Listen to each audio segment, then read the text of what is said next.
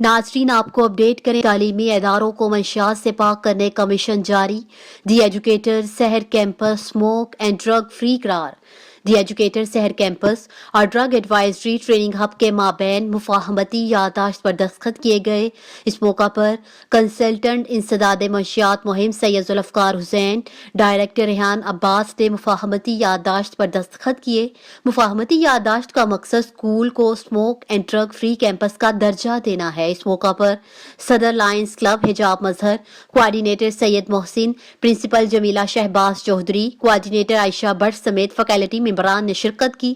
Consultant انسداد منشیات مہم سید ذوالفقار حسین نے کہا کہ منشیات کا استعمال نوجوان نسل کو تباہ کر رہا ہے۔ Smoke and drug free campus بنانا تعلیمی ادارے کے سربراہ کے لیے سب سے مشکل کام ہے۔